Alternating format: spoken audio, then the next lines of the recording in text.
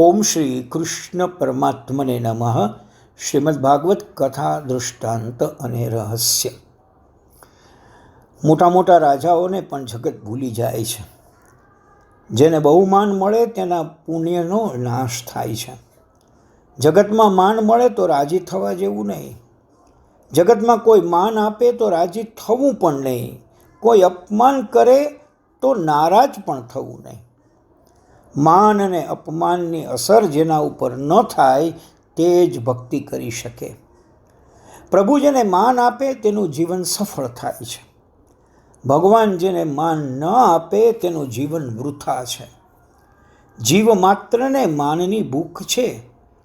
જગતમાં બહુમાન મળે તો પણ તેની માનની ભૂખ શાંત થતી નથી. પરમાત્મા જેને માન આપે છે તેની માનની ભૂખ શાંત થાય છે. મારા માટે જગત શું બોલે છે તે જાણવાની ઈચ્છા કરવા જેવું જ નથી.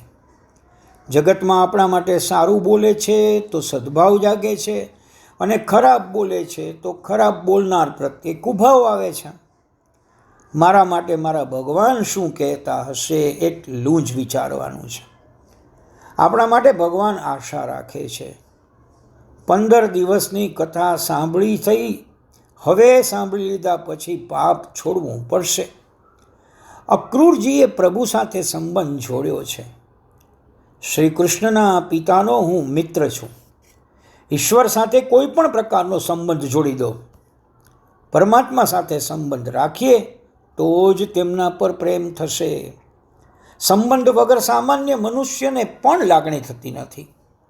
સંબંધ વગર સ્નેહ થતો નથી. સંબંધ વિના સ્મરણ થતું નથી. સંબંધ વગર લાગણી થતી નથી. ગામમાં ઘણાને તાવ આવે છે, તેની આપણે ક્યાં લાગણી કરીએ છીએ? સંબંધ વગર ઈશ્વરને જીવની લાગણી થતી નથી. ભગવાનને પિતા માનવાનો છે, સખા માનવાનો છે, સ્વામી માનવાનો છે, પણ કોઈ પણ રીતે એની સાથે સંબંધ જોડવાનો છે. જો કે આ પ્રભુ આપણા સર્વસ્વ છે, પરંતુ કોઈક પ્રકારનો સંબંધ જોડ્યો હોય તો સારું. પરમાત્મા સાથે સંબંધ જોડવાની જરૂર છે. તુલસીદાસજી કહેતા, હું મારા રામજીનો સેવક છું.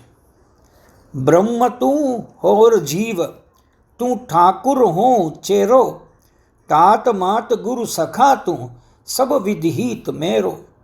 તોહી મોહી નાતે અનેક, માનીએ જો ભાવે, જ્યો ત્યો તુલસી કૃપા, ચરણ શરણ પાવે. વૃંદાવનમાં એક સંત રહેતા હતા. એમને સંતાન નહોતું. મહાત્માએ વિચાર્યું કે જ્યાં સુધી યોગાભ્યાસ કરીએ છીએ ત્યાં સુધી મન સ્થિર રહે છે, પણ જ્યાં પ્રાણાયામ પૂરો થયો કે મનની કુદાકુદ શરૂ. યોગાભ્યાસ પૂરો થાય કે મન ચંચળ થાય. ભક્તિ વગરનો યોગ હશે તો તે યોગમાં વિઘ્ન આવી જશે. કેટલાક યોગી રોગી થઈ જાય છે. મનને રોગ થાય તો સમજવું કે યોગમાં ભૂલ થઈ ગઈ. મહાત્મા યુવાનીમાં મહાન યોગી હતા. પછી મહારાજને ખાતરી થઈ કે ભક્તિ વગરનો યોગ નકામો છે, અંતકાળે દગો આપનારો છે.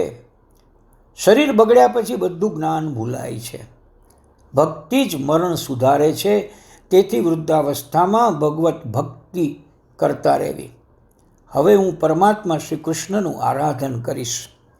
જૂના સંસ્કારને ભૂસવાનું સાધન શ્રી કૃષ્ણ નામ છે. જગત ભૂલાય અને પરમાત્માના સ્મરણમાં તન્મય થઈ જવાય તો એ ભક્તિ સાચી. એણે સંસારને ભૂલવા માટે યુક્તિ કરી. મનને સતત શ્રી કૃષ્ણનું સ્મરણ રહે તે માટે મહાત્માએ પ્રભુ સાથે સંબંધ જોડ્યો કે હું નંદ છું અને બાલકૃષ્ણ લાલ મારું બાળક છે. લાલાને લાડ લડાવે છે.